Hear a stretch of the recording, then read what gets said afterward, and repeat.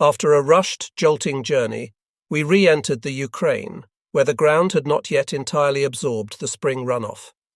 There were long stretches of gluey mud, which we were able to cross only with great difficulty. The weather was beautiful, even hot, and we often stripped to the waist. On the road we received new orders. We were no longer to proceed to Vinnitsa.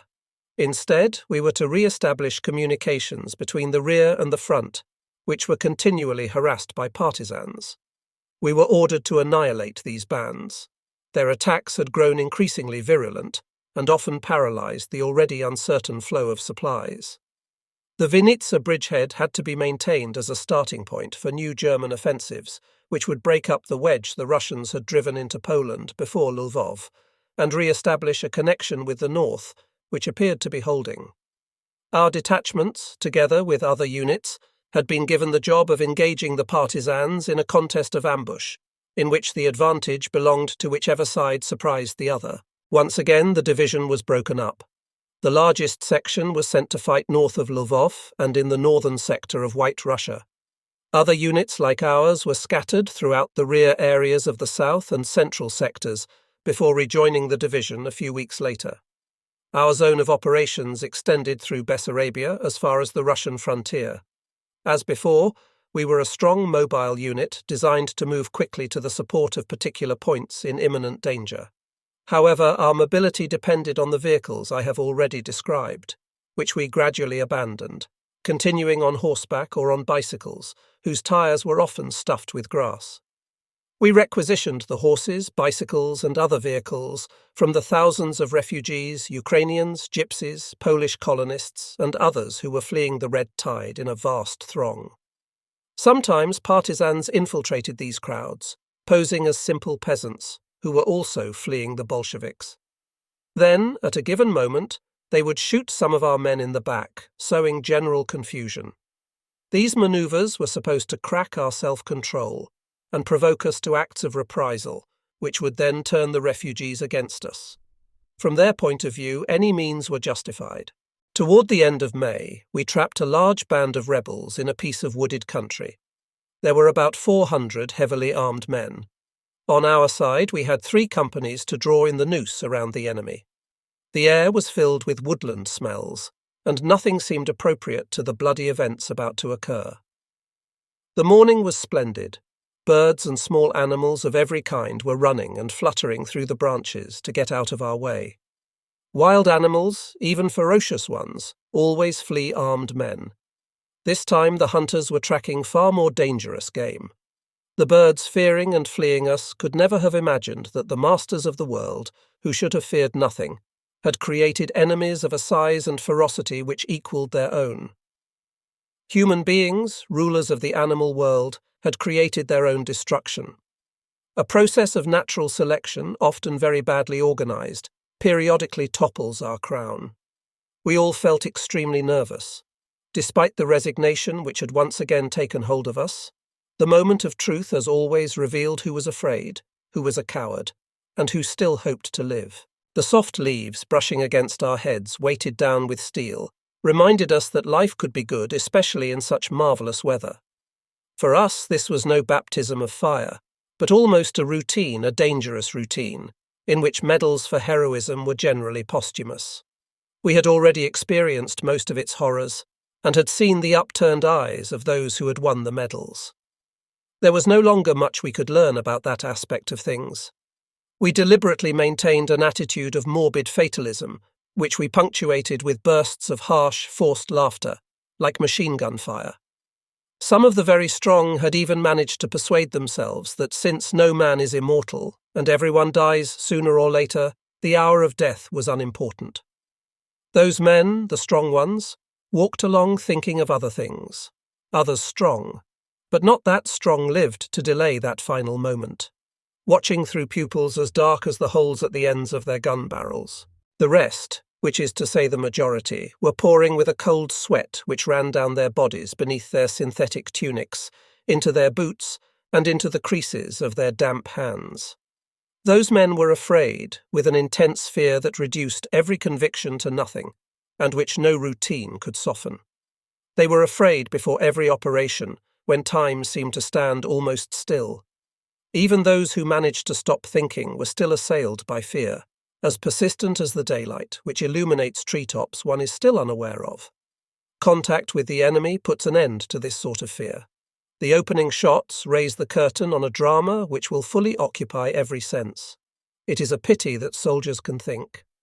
When the first men have fallen, the tension slackens, and no one any longer pays attention to anything except the dry twigs crackling underfoot. Feldwebel Spurlowski, who was leading our group, pointed to the signs of passage of a large number of men. The heavily trampled brush and the numerous empty gun emplacements indicated that we were approaching a large partisan camp. We had to watch carefully, for Minesto watch each step, in addition to everything else. Sweat trickled down our temples, attracting clouds of belligerent flies. The brush under the trees and the low branches offered 1,000 opportunities for concealed tripwires. Every yard required a desperate concentration. A plane passed over level with the treetops, and the throb of its engines made us all hold our breaths, for fear the vibrations might be enough to set off the whole area. At last there was a short blast on the whistle, and we all fell flat.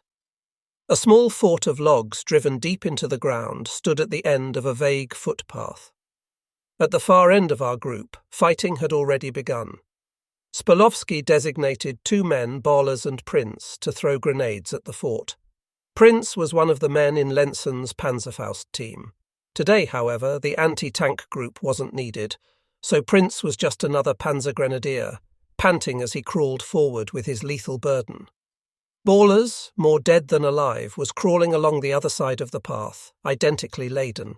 We all watched, trembling with tension. Who were Bollers and Prince? 2 men from anywhere. Were they good men or bad? Were they hateful? Was God with them, or had he condemned them? They were simply 2 men who had become our comrades in this group of madmen.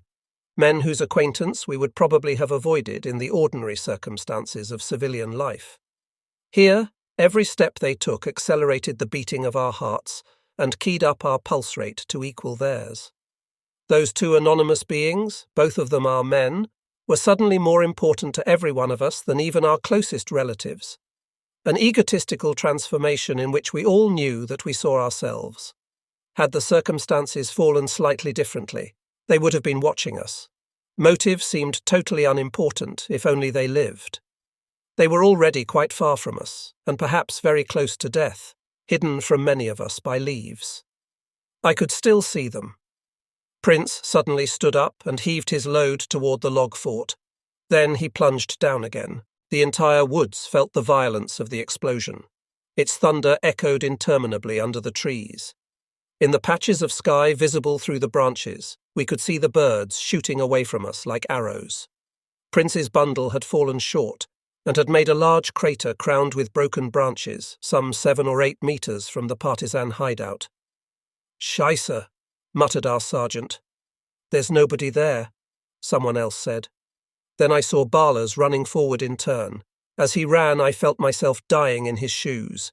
He too threw his packet of explosives, and then dived down as the trees all around us bent against a flash of light. The forest seemed to groan with the shock.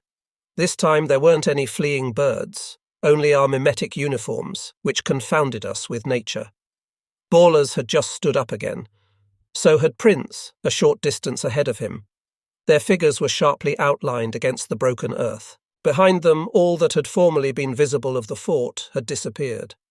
"This way, comrades!" shouted Ballers, proud of his exploit. "There's nobody in there." We all stood up, prepared to join him. He was laughing nervously. A crisp detonation whistled through the leaves, followed by 2 more. Prince was running toward us, but Ballers wasn't. He was walking hesitantly, stretching one hand toward us. Then he fell. A short hour later, 400 partisans were fighting like devils inside the circle we had drawn around them, and were slowly tightening.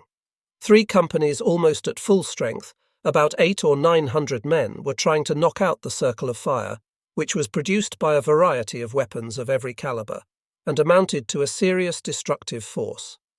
The partisan position was so well organized that any approach to it was almost suicidal. During this hour, 2 of our men stepped on mines, and their shattered bodies were blown into the budding branches.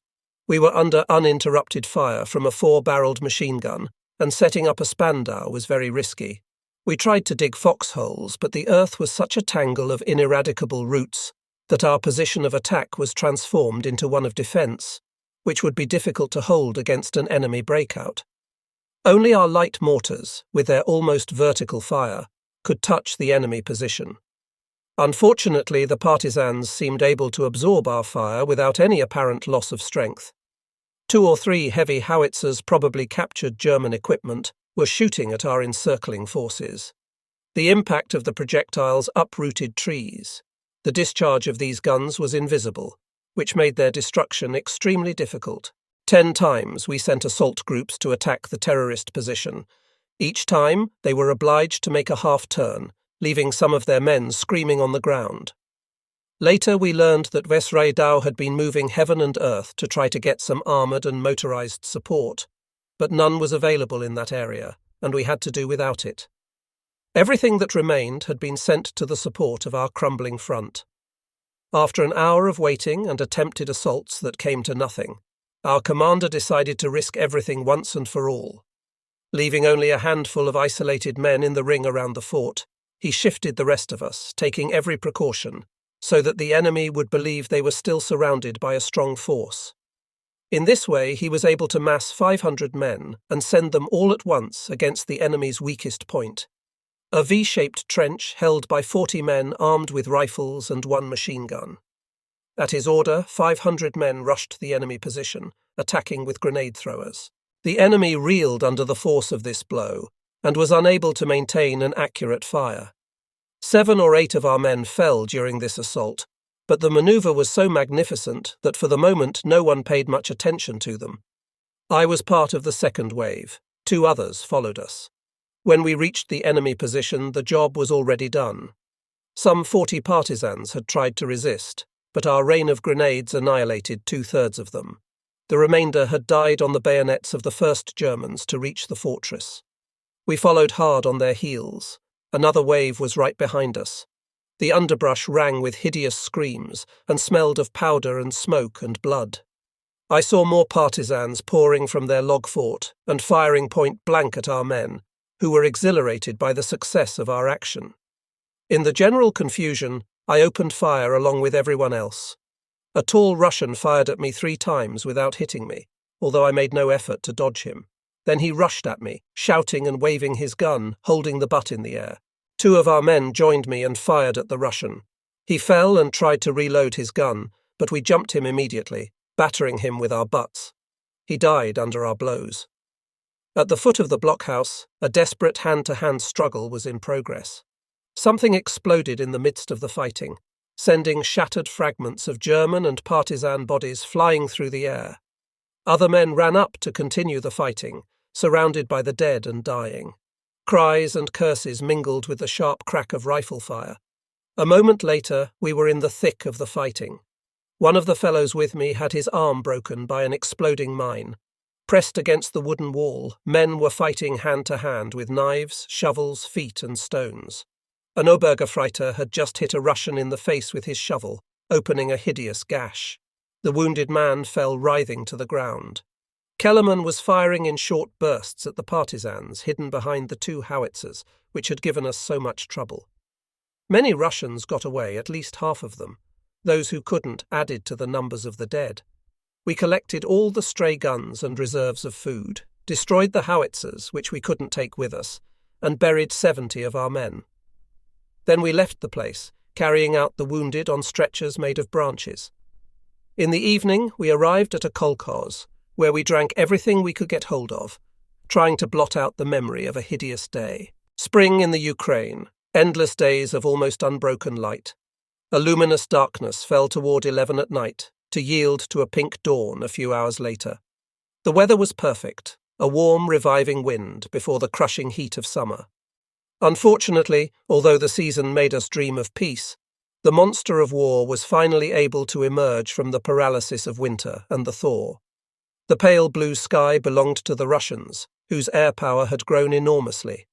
The Luftwaffe, whose numbers had been seriously reduced by the necessity of defending German cities and dealing with the increasing demands of the Western Front, flew daily sorties, which amounted to suicide flights against overwhelming enemy strength on the ground and in the air. Our few victories were the product of absolute heroism. The sky and the front belonged to the enemy. The rear areas were contested by two nearly equal opponents, the German army and the partisans. We continually sent out patrols. Almost every sortie produced a clash. Every hill and hedge and cottage held a mine or hid an ambush.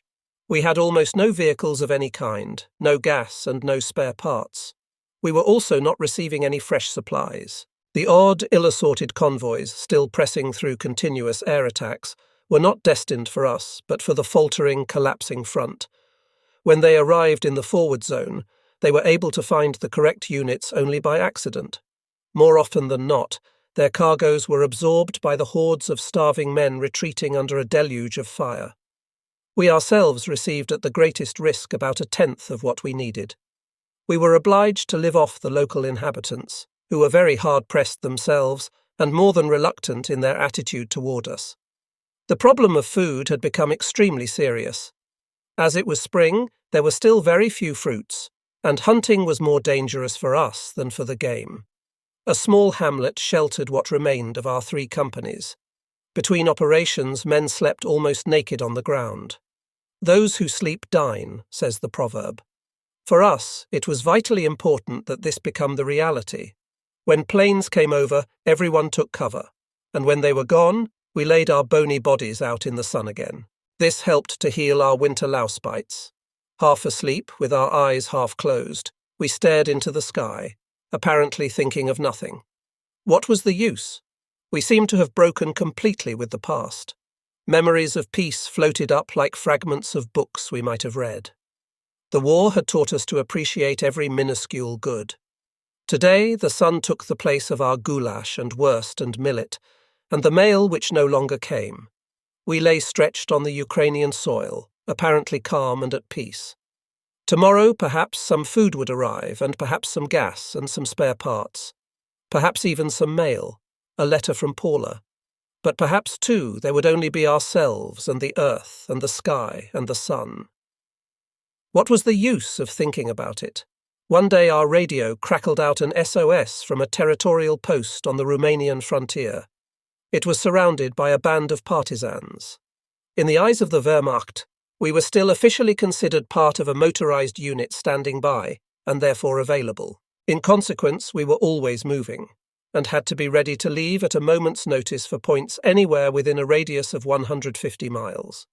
The post calling us was some 100 miles away, and had appealed to us because its officers had been told that in emergencies they could rely on our mobility.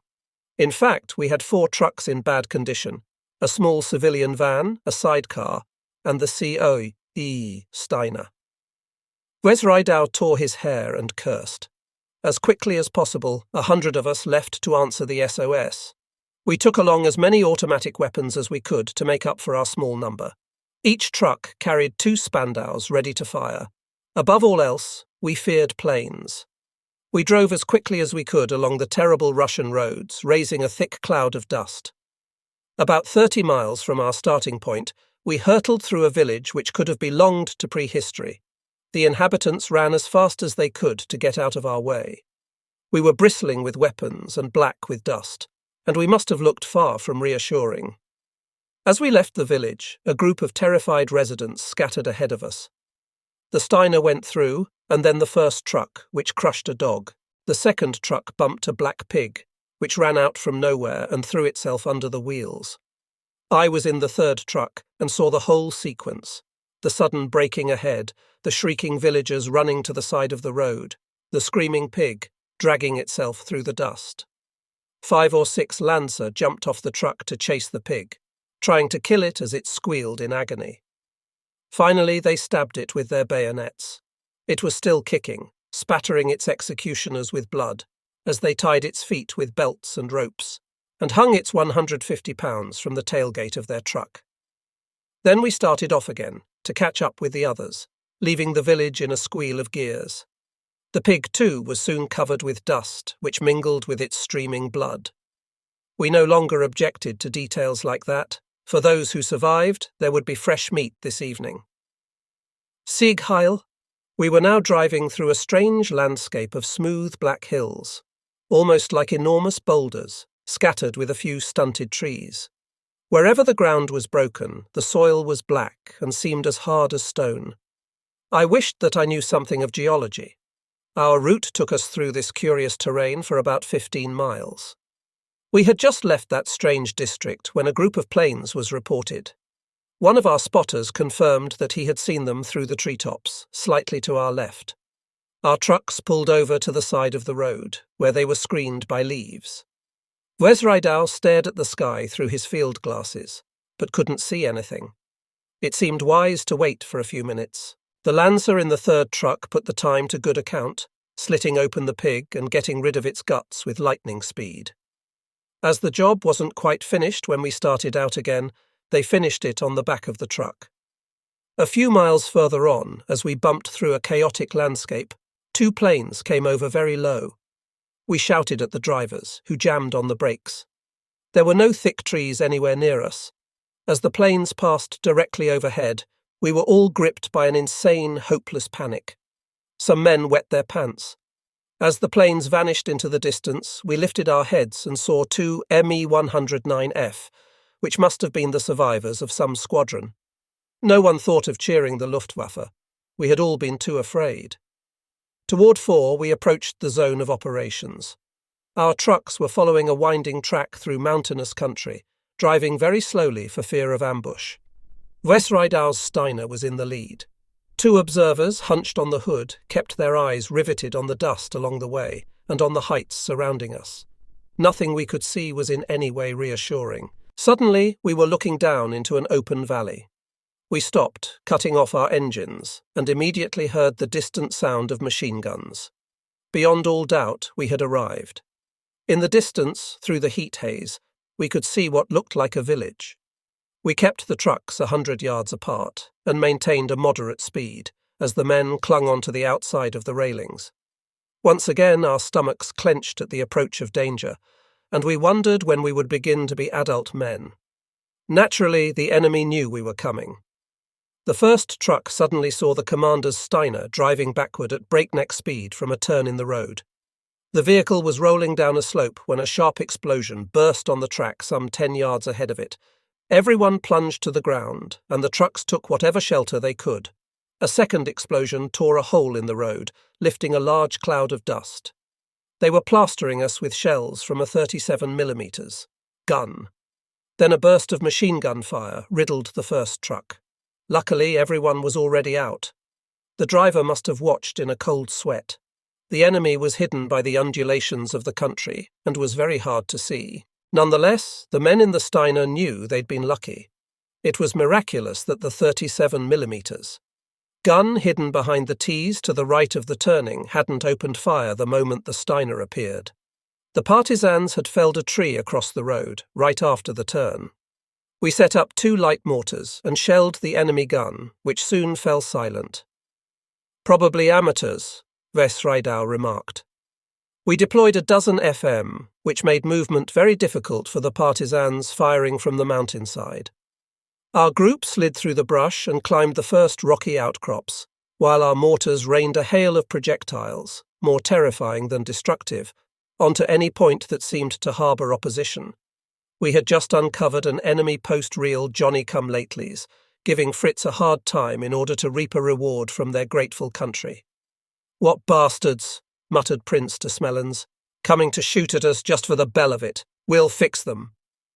Our group attacked the partisans with grenade throwers. In that enclosed bowl of hills, the explosions made an overwhelming noise. Then someone raked the edges of the enemy ambush with a Spandau, which we recognized by the sound of its fire. After 2 more grenades, the apprentice sharpshooters were ready to give up. A figure ran out, attempting a desperate flight. He was quickly cut down by the Spandau. "What a bastard!" Prince shouted. "It's horrible to shoot down idiots like that. Why can't they stay home and wait until the war ends, for the love of God?" If I was in their shoes, no one could twist my arm, and you'd be the same, wouldn't you, Sager? Home. The thought went to my head like a gulp of wine. Home, to wait for the war to end. Yes, I said finally. And now we have to shoot them, he said. It's disgusting. We could hear plaintive cries from the enemy entrenchment. To our left, Spandaus and grenade throwers were destroying the tranquility of the spring. Suddenly, one of the Russian boys, in an excess of zeal, stood up, exposing half his body, and raked us with a burst of machine gun fire. His loose, approximate fire wounded one of our men in the right hand, and then another, undoubtedly on the ricochet, in the calf.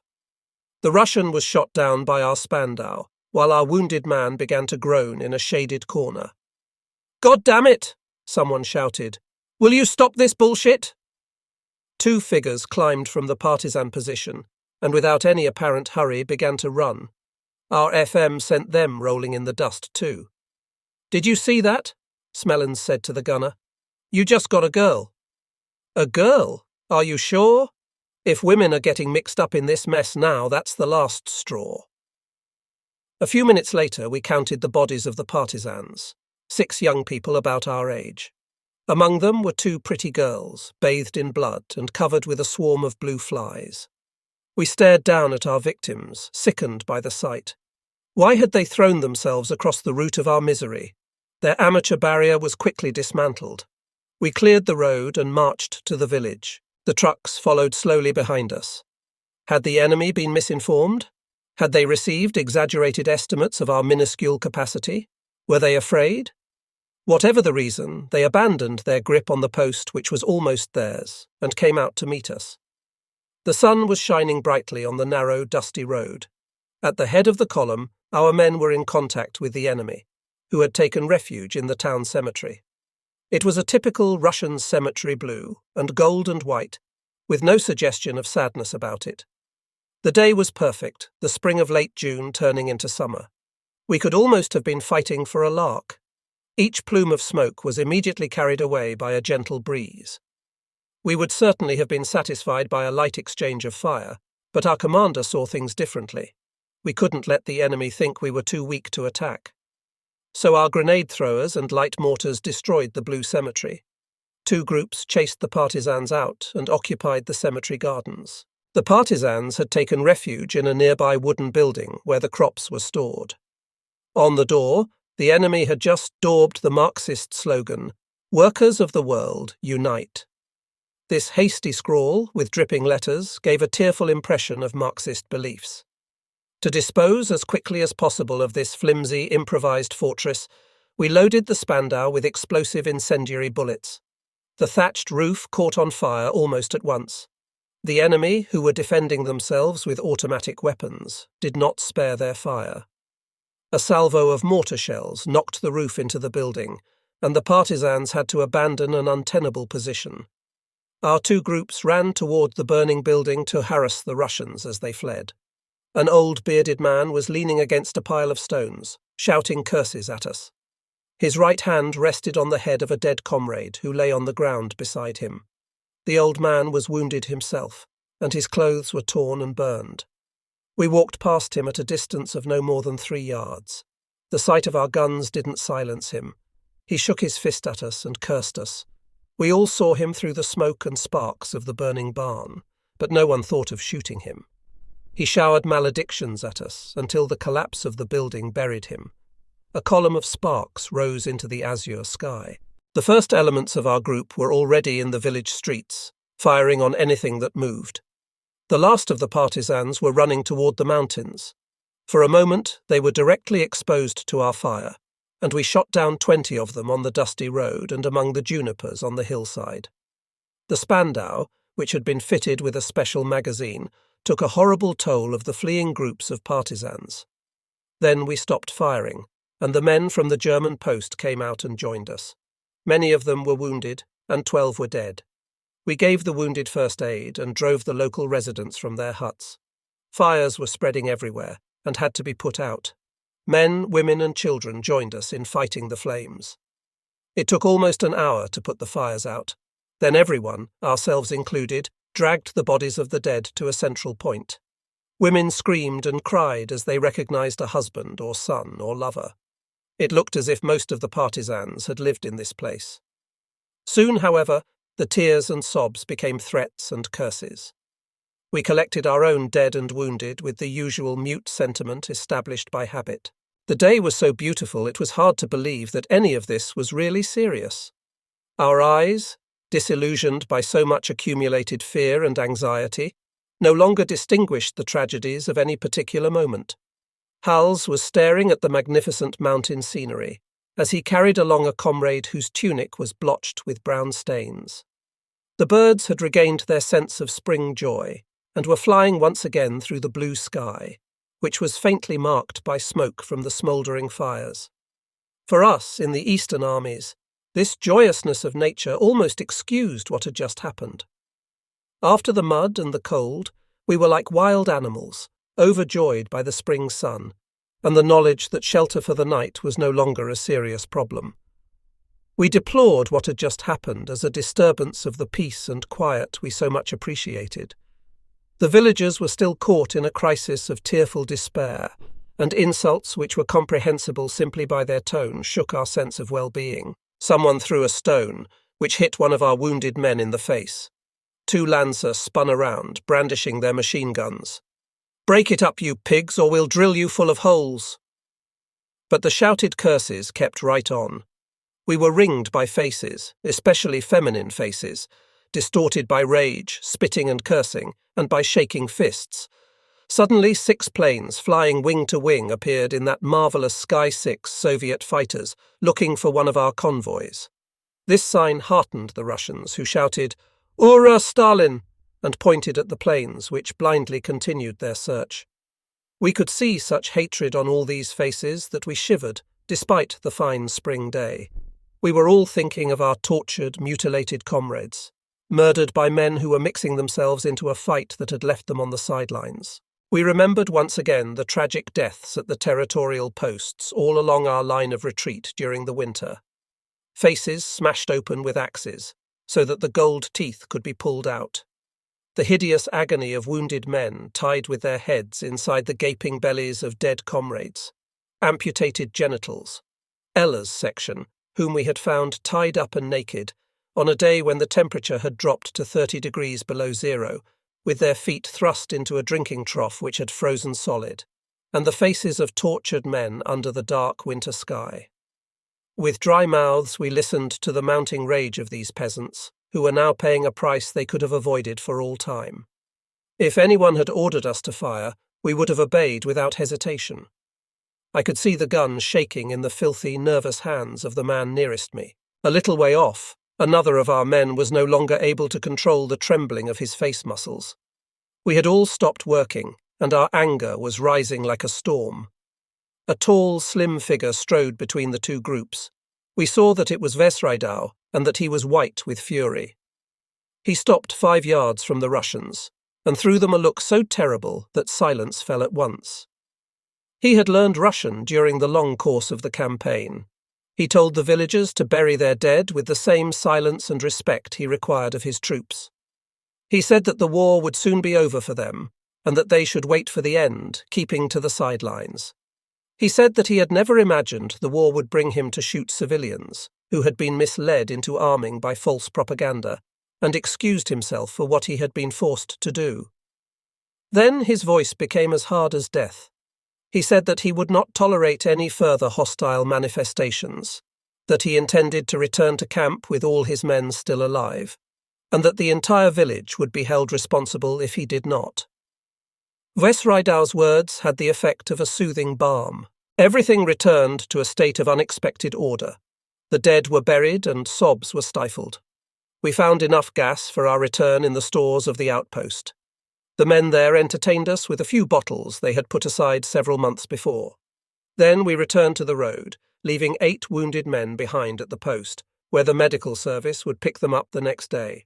6 others failed to answer the roll call and remained in the Ukrainian soil forever. "Not so crowded this time," someone said. We acquiesced without speaking. Our eyes lingered on the village disappearing behind clouds of dust raised by the trucks.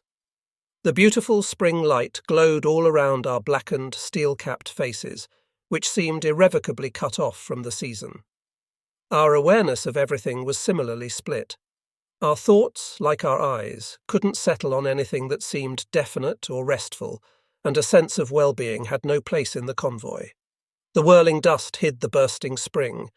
All we could see were the trucks and the grotesque dangling cadaver of the pig, covered with blood and flies.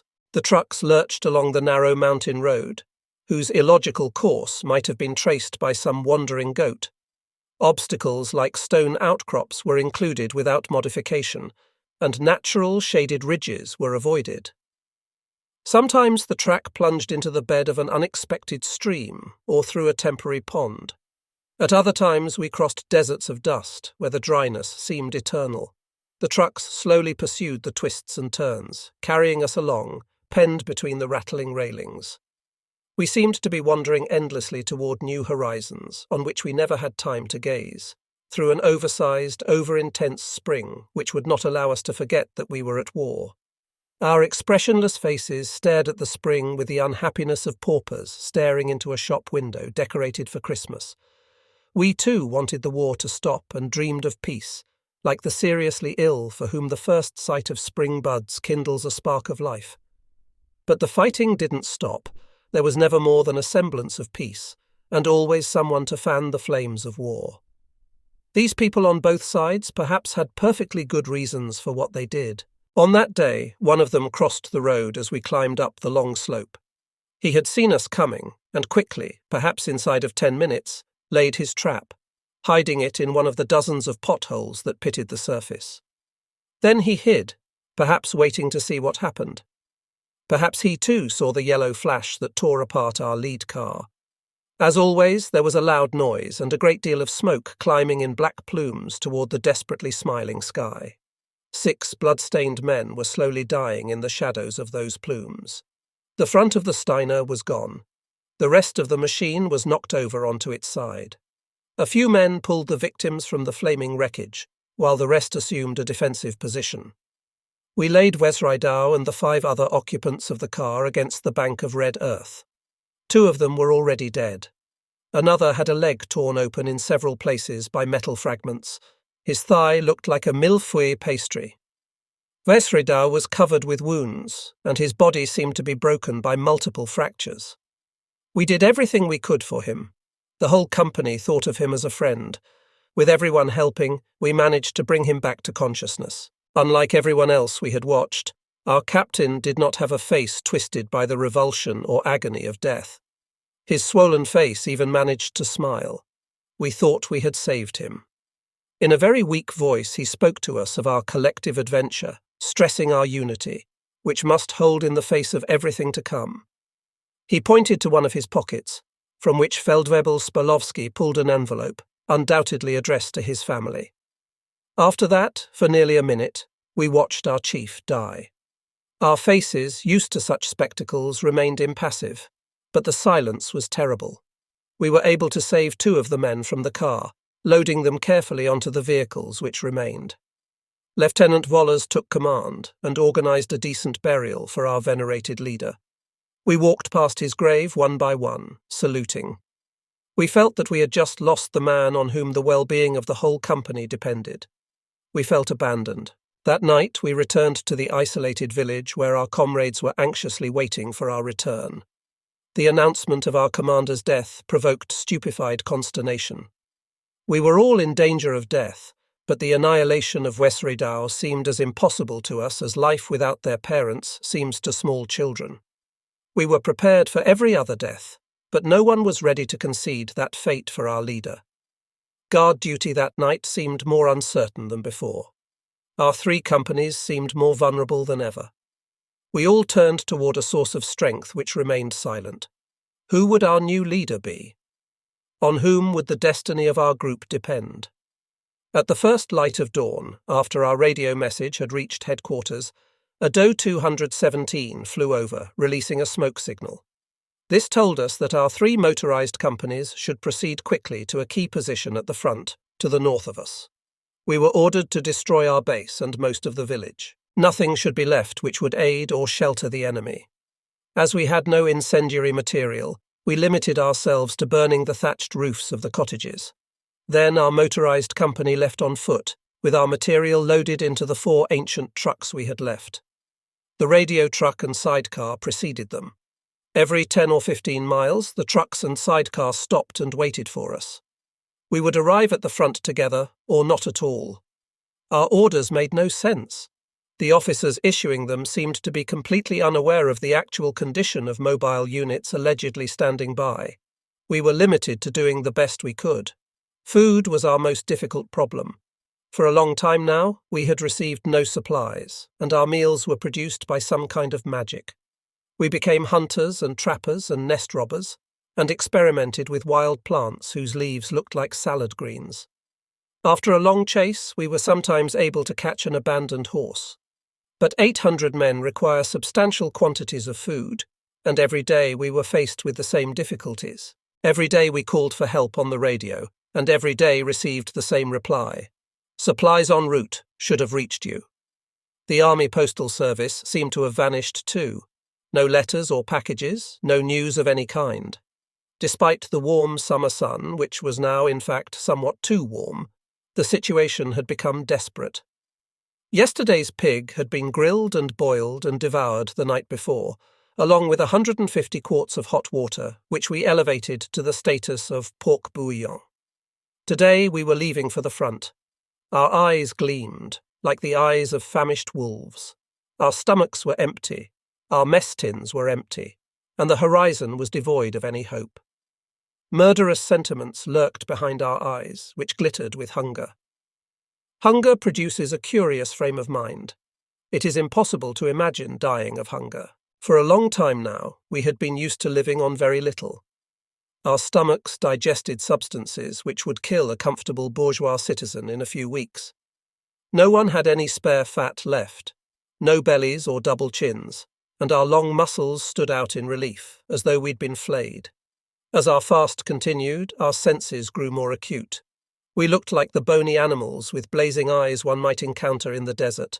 It would take days of marching and dust to extinguish that blaze.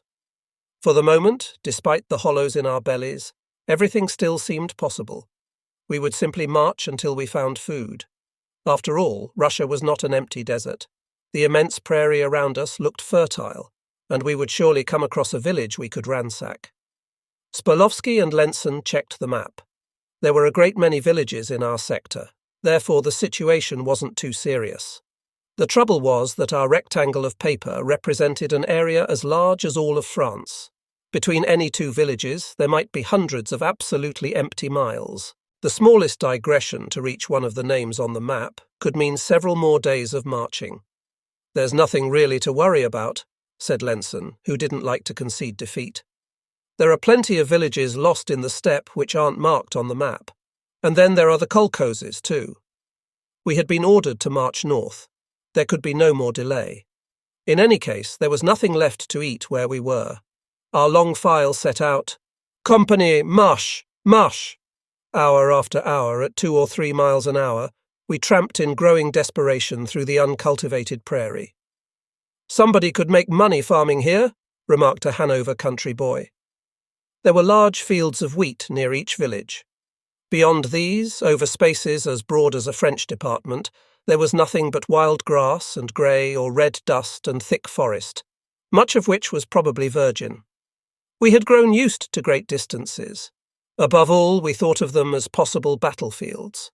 Other reactions still lay in the future for those who returned to their native countries, with their suffocating densities and horizons which seemed close enough to touch, always marked by commonplace structures of public utility, stones arranged in some dubious style. These men, who had grown used to stretches of ground as vast as the sky, no longer knew how to sit on grass which always belonged to someone. For us, at the moment, there was only limitless space, where our boots raised a cloud of multicoloured dust that settled on everything that disturbed it. We belonged to the earth far more than it belonged to us. Except for the war, we felt a vast, limitless pleasure in our surroundings, in a kind of plenitude for which in later years we would always feel nostalgia. If only there had been something to eat. After our 11 o'clock break, our march began again.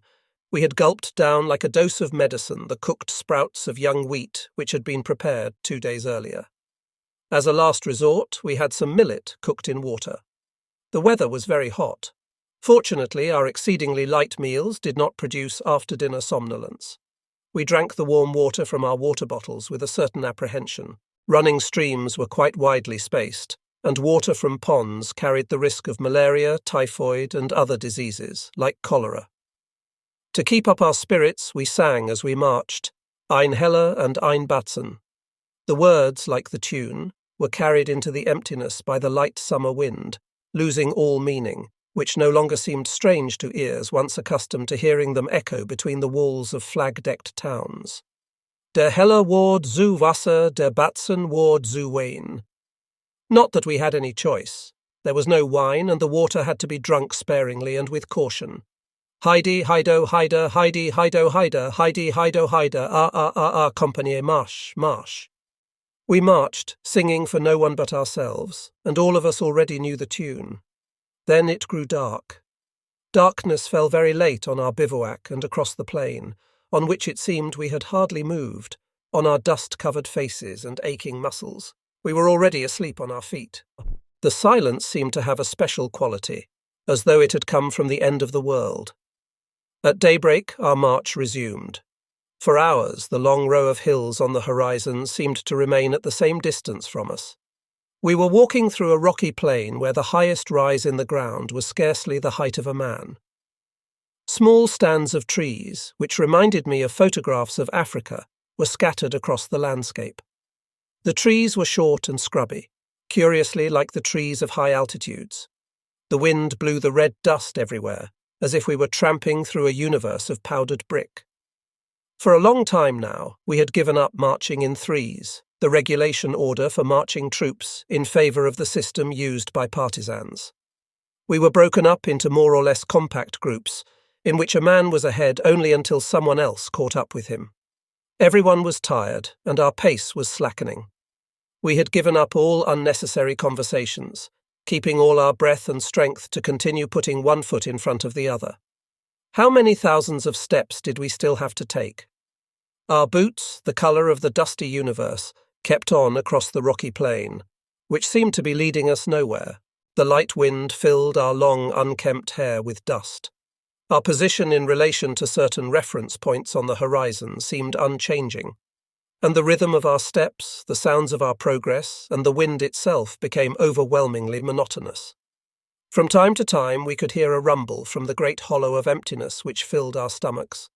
Just after the 11 o'clock halt, during which we consumed the last of our millet, an incident disturbed the general monotony. 2 twin-engined planes, which we had fortunately been able to see a long way off, appeared in the hot blue sky.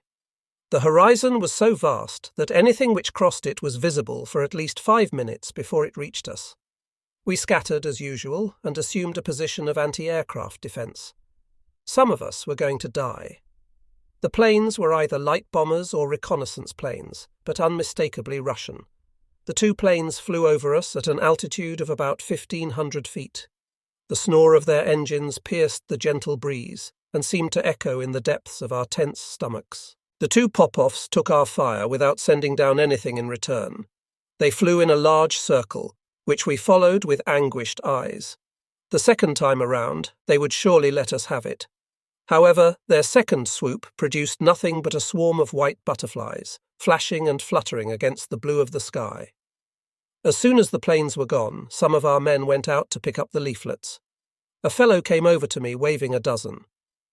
Ivan doesn't seem to understand. If we can't eat, we can't crap. He's gone and sent us a lot of paper. We read the communist tracts. German soldiers, you have been betrayed. Surrender to our units, which will rehabilitate you. You have lost the war. Then, to raise our morale, we were shown some bad photographs of anonymous ruins, which, it was claimed, were German cities flattened by bombs. Also, there were photographs of smiling German prisoners. Under each of these photographs was a short caption. Comrades, the temporary captivity which we are experiencing in no way resembles the lies we were led to believe. We have been agreeably surprised by the kindness of the camp officers. When we think of you, comrades, wading through the slime of the trenches to preserve the capitalist world, we cannot advise you strongly enough to lay down your arms. And so it went on. One fellow, who had managed to escape from Tomvos, was shouting with rage. "The bastards! For all I know, I'm the only survivor from that damned place." In disgust, he tore the leaflet to shreds and scattered it into the wind. We resumed our march. The leaflets were still circulating from hand to hand, and their words and phrases, "The war is lost," "treason," "cities destroyed," echoed in our minds like a gloomy round. Of course it was communist propaganda. All we had to do was talk to the fellow who'd escaped from Tomvos to understand that. But then anyone who'd been home on leave had seen the bombed German cities. And then there was our continuous and painful retreat, and our daily existence, with its total lack of transport, gas, food, mail, everything. Perhaps the war really was lost, but that couldn't be possible. Here we were, walking across the Russian plain. Was it still ours? Or was it simply witnessing our slow death? But that too was impossible. We had to dismiss these black thoughts. We were simply living through a difficult period which was bound to pass. Tomorrow, surely, we would get some supplies, and everything would once more make some kind of sense. We had to shake our heads and dispel our dark reveries. Today the sun was shining, and we had to press on. We began to sing one of our marching songs with deliberate vehemence.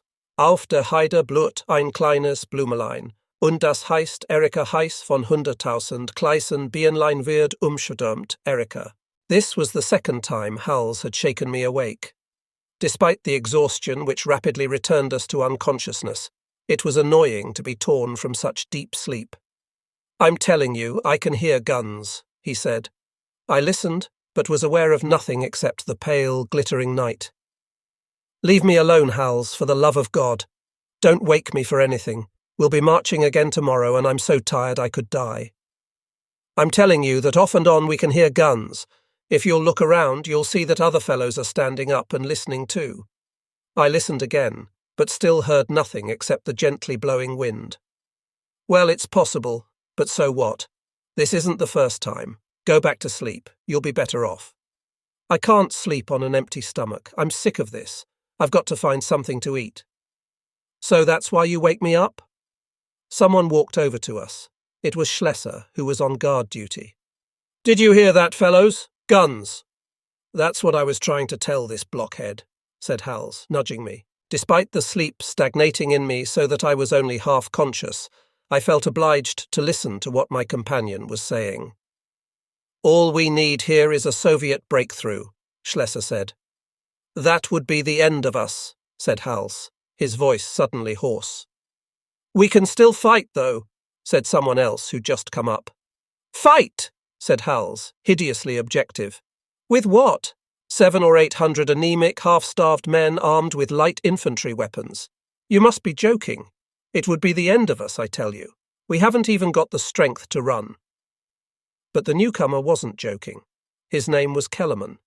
Although he was exactly 20 years old, he already had the lucidity of a much older man and an instant grasp of reality. This reality lifted the veil of fear and exposed the anguish deeply inscribed on his face, whose hardened features seemed incompatible with his youth. Then we all heard a distant rumble, carried to us on the wind. We stared at each other. The noise stopped, began again, stopped again. "Artillery," said Schlesser. The rest of us were silent. I had heard the noise like everyone else, but my exhaustion had produced the sensation of two simultaneous lives. Sleep and reality had become confused. I felt as though I were deeply asleep, dreaming of artillery fire, lost somewhere in time. My comrades went right on talking. I listened to them without really hearing what they were saying. Sergeant Spolovsky had joined us and seemed to be making some deductions. "It's still far off," he said, "but it's the front. We'll be arriving in a day, or a day and a half." "That would be an hour or two in a car," Hals remarked. Spolovsky looked at him. "In a hurry? So sorry we're not motorized anymore." "That's not what I meant," Hals growled.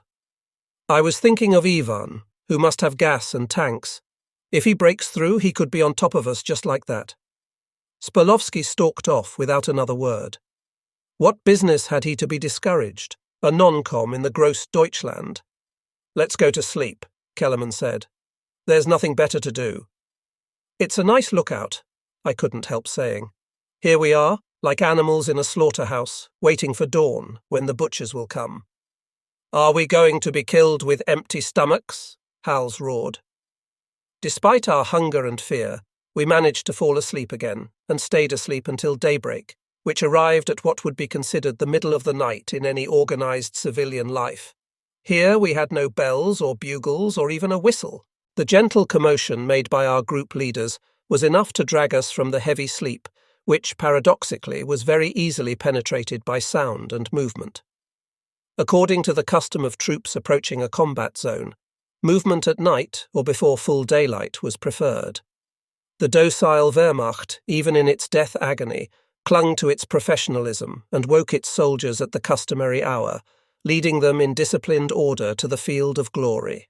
The rules did not envisage that soldiers without food could avoid this or that trial, but stated that in all cases everything still possible should be accomplished with maximum efficiency. Time is measured out in equal quantities for the poor and the old and the underfed alike. Our faded uniforms looked grey in the first faintly white light of day. Familiar silhouettes, which had walked beside me for nearly 2 years now, were advancing on either side of me in a rhythm that was also mine, and that has remained indelibly stamped on my memory. Whenever I think of those days, I can see again with absolute clarity details which are pointless in themselves. Familiar profiles in a diffused light, the loose cloth of trousers improperly tucked into boots, belts loosened by their dangling load of heavy objects, and helmets hanging from one of our straps, always knocking against some other metallic object, with a dull sound I can still hear, without resonance, like a padded bell. And the smells and the backs, hunched over in 1,000 different ways, each one with its own expression and its own arrangement of creases. The very anonymity of our uniforms created its own kind of individuality. No one uniform was precisely like any other, although no other uniform is so deliberately designed as the German to turn a man into a soldier, absolute and united with his fellows, and not just a civilian in special clothes. For the rest of the world, there are German soldiers with no distinction between them. But for us, the word Kamerad, meaning one soldier just like any other, was exaggerated. Beyond the uniform and the formula, we were individuals. That back over there, the same colour as thousands of others, is not just any back. It belongs to Schlesser, and over there on the right is Solmer. Somewhat closer, that's Lenzen and his helmet. It's his helmet, unlike any other among the hundreds of thousands issued in the same series. Then there are Prinz and Hals and Lindbergh and Kellerman and Frosch. Frosch, whom I'd recognise in any crowd. Through our sameness, our individualism emerged, as it must have from all men stripped to essentials since the beginning of time. All our helmets were the same grey-green, covered with dust, but none stayed for long at a regulation angle, or moved in the same way, and all were distinctive and distinguishable. One thing above all remains more or less indescribable: the contagious anguish of soldiers stripped of everything, whom each step is carrying closer to an incomprehensible danger. There were also our resignation and our equally profound and violent desire to live. Apart from these 3 sentiments in common, everything else was personal. But this was apparent only to us. To anyone else, all Huns were alike. We saw them when we were still 500 yards away. They were swarming around the 3 or 4 vehicles which had stopped to wait for us. There must have been at least 10,000 of them. 10,000 men seems like nothing on the Ukrainian plain, but it is still a considerable number. 10 or 12,000 soldiers in a pitiful state, storming our wretched trucks, rummaging through them again and again in search of some food or medicine. They had thrown themselves onto our battered machines, as if they were revenging themselves for their abandonment. Then, as we arrived and they became aware of our miserable state, they collapsed into a torpor which was close to suicide. Those wretched men, collected from several infantry regiments, were retreating after several days of fighting an implacable enemy who had toyed with them, decimating them as and when he chose. They were on foot, in rags, their faces livid after so much suffering, dragging along with them nauseatingly wounded men on litters made of branches, like the litters of the Sioux. These men, numbed by too much disaster, were no longer fighting for any spiritual motive, but were more like wolves, terrified of starvation. To oppose their sole and legitimate reason for living was to risk one's own life. These men, who no longer distinguished between enemies and friends, were ready to commit murder for less than a quarter of a meal. They were to demonstrate this a few days later, in a horrible phase of the confused flux of the war. These martyrs to hunger massacred 2 villages to carry off their supplies of food, but 30 of their men died of starvation anyway, near the Romanian frontier. Our shock at meeting combat troops in such a state was equal to theirs at finding us as we were. "Where do you think you're going?" sneered a tall, emaciated lieutenant, swimming in a curious conglomerate uniform which was far too big for him. He was talking to our lieutenant, who had led us since the death of Wesridau. Our lieutenant pointed on the map to the position we were supposed to reach. He cited names, numbers, latitudes. The other listened, swaying stiffly like a dead tree in the wind. "What are you talking about? What sector? What hill? Are you dreaming? There's nothing left. Nothing. Do you hear me but mass graves, which are blowing apart in the wind?" The man talking like this still wore the 1935 commemorative National Socialist decoration pinned to his scorched tunic, which was marked by 1,000 stains. He was tall and dark, and a heavy bundle of grenades hung from his belt. "You can't be serious," our lieutenant answered in a pleading tone. "You've had a hard time, you're a little light in the head, and you're hungry. We too have been keeping ourselves alive by miracles." The other drew closer. His eyes were filled with such a hateful, disquieting light that we would gladly have killed him, as if he were a sick animal. "Yes, I'm hungry," he roared. "Hungry in a way the saints could never have imagined. I'm hungry and I'm sick, and I'm afraid to such a point that I want to live to revenge myself for all mankind. I feel like devouring you, Lieutenant. There were cases of cannibalism at Stalingrad, and soon there will be here too." "You're crazy! If worse comes to worst, we can eat the grass, and there's all of occupied Russia, with plenty of reserves for the troops. For God's sake, pull yourself together. You keep going, and we'll cover your retreat." The other made a noise more like a hiccup than a laugh. "You'll cover us, and we can take ourselves quietly away. Tell that to the men you see there. They've been fighting for 5 months, and have lost 4/5 of their comrades. They've been waiting for reinforcements, ammunition, vitamins, food, medicine, God knows what. They've hoped 1,000 times and survived 1,000 times. You won't be able to tell them anything, Lieutenant, but you can try." We tried to shift some of the material from our decrepit vehicles, the last vestige of our motorization, onto our backs, to make room for some of the seriously wounded men among the retreating troops. They left first, driving past the rest of us, who were left to that extent less mobile than before on the great Ukrainian plain. We watched the trucks disappearing into the distance, envying the fate of the wounded, who might be going to escape the oppression of that immensity. Then our motley collection of troops continued their retreat, a vain and empty march. We seemed to be tramping along a huge carpet on rollers, which unwound beneath our feet, leaving us always in the same place. How many hours and days and nights went by? I can no longer remember. Our groups spread out and separated. Some stayed where they were and slept. No order or threat was strong enough to move them. Others, small groups of men who were particularly strong or who still had enough food to keep going, went on ahead. There were also many suicides. I remember 2 villages stripped of every scrap of food, and more than one massacre. Men were ready to commit murder for a quart of goat's milk, a few potatoes, a pound of millet. Starving wolves on the run don't have time to stop and talk. There were still a few human beings left in the wolf pack. Soldiers who died to save a can of sour milk, the last reserve of a pair of infants. Others died at the hands of their fellows for protesting against the savagery produced by famine, or were beaten to death because they were suspected of hiding food. Usually these men were found to have nothing. There were a few exceptions. An Austrian had his head kicked in, and a few handfuls of crumbled vitamin biscuit were found at the bottom of his sack. He had probably collected them by shaking out the provision sacks of some commissariat, which had ceased to exist several weeks before. Men died for very little for the possibility of a day's food. When everything had been eaten, down to the last sprout in the meagre gardens, 12,000 soldiers stared at the village, which had been abandoned by its terrified inhabitants.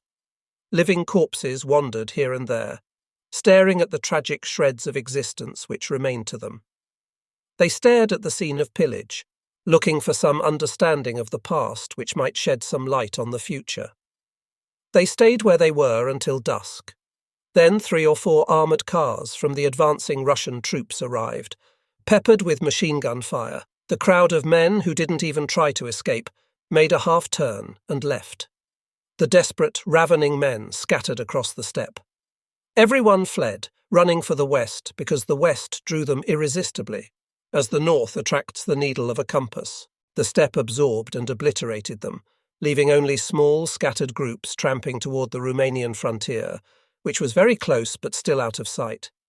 I belonged to one such group.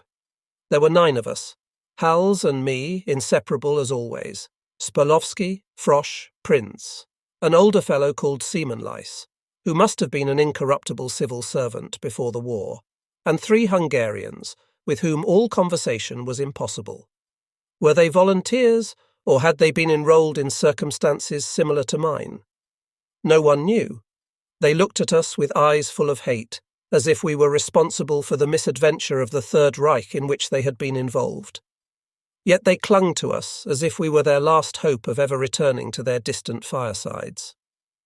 One day there was a line of trees, or a hedge of saplings, which I can still see, as in a drunken dream, and beyond it the wide, very wide field which we planned to cross. We could see some buildings on the crest of a small hill, and had decided to search them for food. Halfway across the field, the sound of planes made us look up. 2 Yabos were seeking some prey. 7 of us melted into that enormous stretch of ground, and 2 ran Frosch and myself. Like hunted animals intent on self-preservation, each man thought only of himself, and no one shouted to us. The 2 Russian aviators spotted our wild gallop and dived down at us. Although we had nothing left but our skins, we still represented the enemy to them and had to be wiped out. When the noise reached a certain pitch, we instinctively threw ourselves down on the thick grass. The bullets passed over our heads and landed far beyond us. When we lifted our heads, we could see the planes completing a graceful arabesque against the stormy blue and black summer sky. Gasping for breath, we ran desperately until the 2 vultures once again filled the air with overwhelming noise. The planes made 2 more passes after that, peppering the ground with bullets, each time 20 or 30 yards wide of the mark.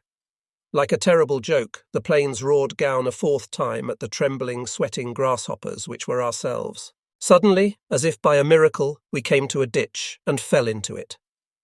Without seeing them, we distinctly heard the roar of the Russian rockets, which turned both banks of our ditch into ridges of broken earth.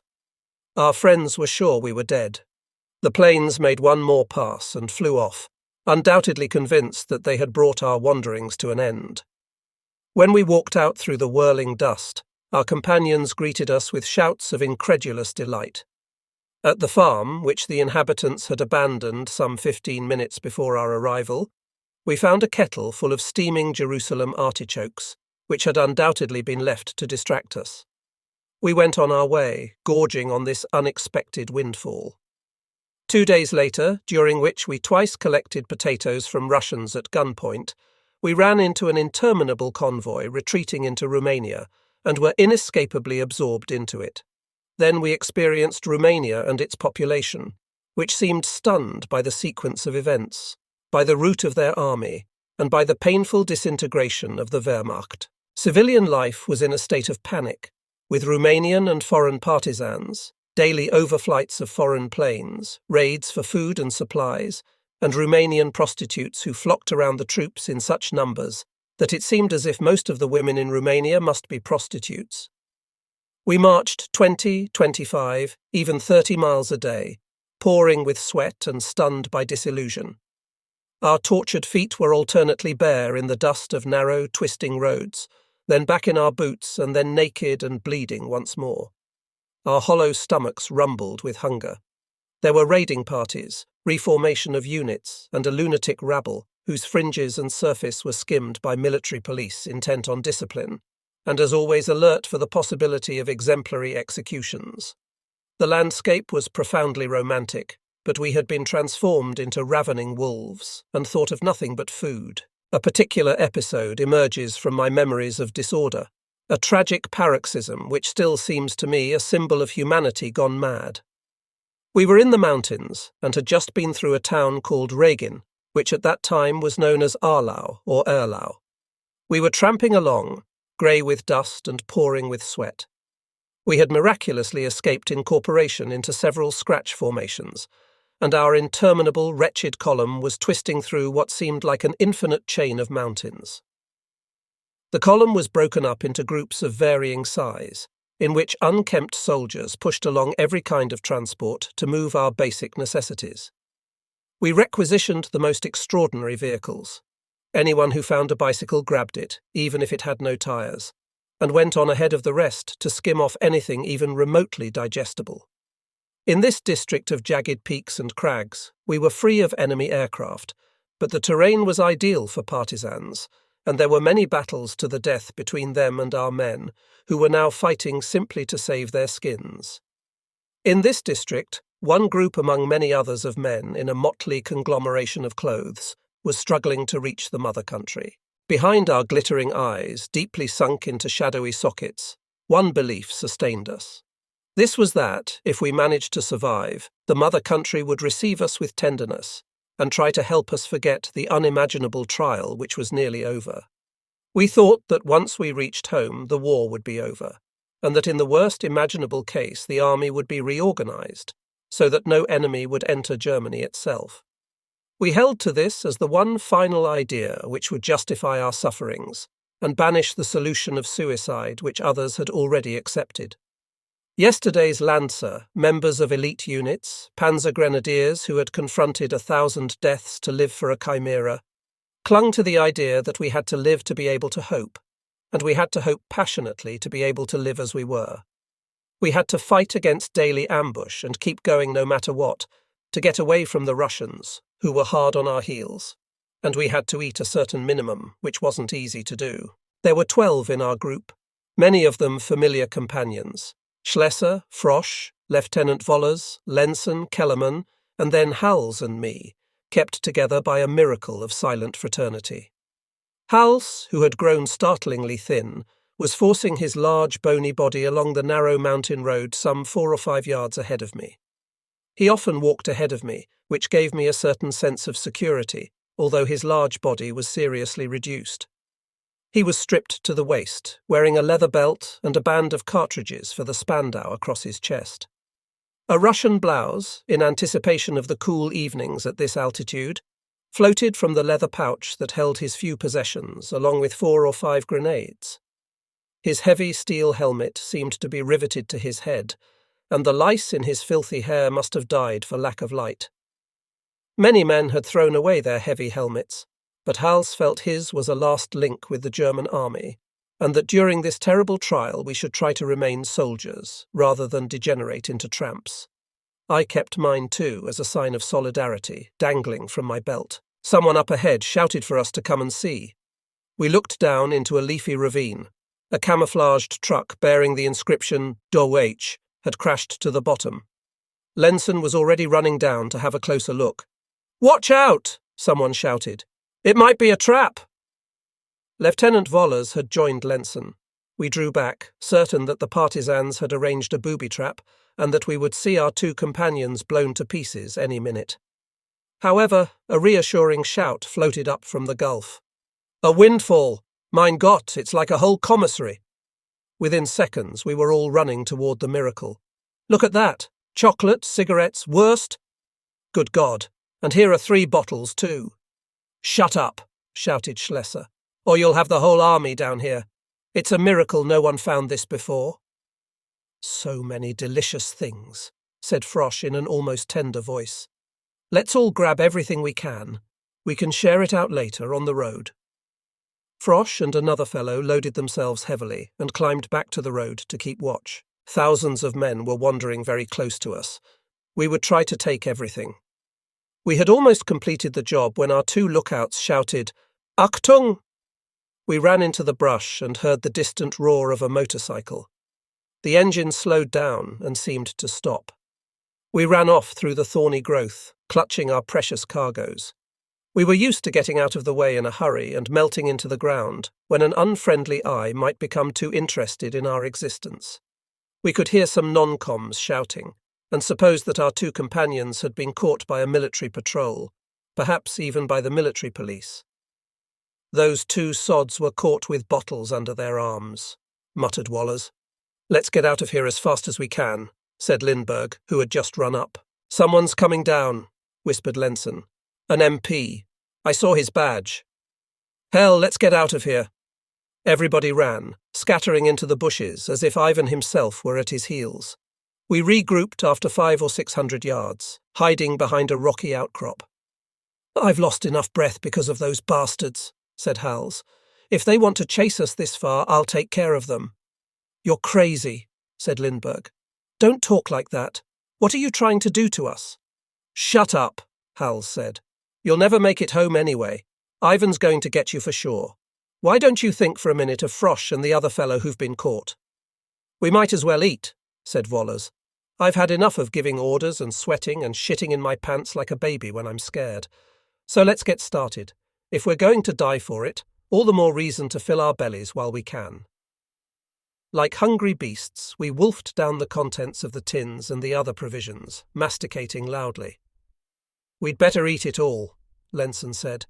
"If we're caught with anything in our sacks that wasn't handed out, we'll be in trouble." "You're right, let's eat it all. They won't slit us open to see what's inside, although it would be just like those bastards to check our shit." For an hour we gorged ourselves until we were almost sick. When it grew dark, we returned to the road by a devious route. Lenson stepped out of the brush first. "Come on, the coast is clear." We went on for 300 or 400 yards, passing once again the hole with its unexpected windfall, which had allowed us to fill our famished stomachs for a moment. There was no one in sight. We went on for another 2 or 3 miles and collapsed at the side of the road. "I can't go any further," said Schlesser. "We're not used to eating anymore, and this is what happens." "Why don't we go to sleep right here?" someone said. "That will help our digestions." Toward 2 o'clock in the morning, a large group of German soldiers came by and woke us up. "On your feet," shouted an old Feldwebel. "Get going, or Ivan will be in Berlin before you." We resumed our trek. This bunch had collected several horse-drawn wagons, and for a while we were able to ride. At daybreak we arrived at a town built on the mountainside. Some men were splashing in an icy bathing place. Others were sleeping on the ground or on terrace walls. Farther on, still others had begun their march again, towards safety, the west, the mother country, waiting to receive them, whose true condition they couldn't begin to guess. And then there was a tree, a majestic tree, whose branches seemed to be supporting the sky. 2 sacks were dangling from those branches, 2 empty scarecrows swinging in the wind, suspended by 2 short lengths of rope. We walked under them and saw the grey, bloodless faces of hanged men, and recognized our wretched friend Frosh and his companion. "Don't worry, Frosh," whispered Hals. "We ate it all." Lindbergh hid his face in his hands and wept. I managed with difficulty to read the message scribbled on the sign tied to Frosh's broken neck. "I am a thief and a traitor to my country." A short way off, some 10 policemen in regulation uniform were standing beside a sidecar and a Volkswagen. As we walked by them, our eyes met theirs.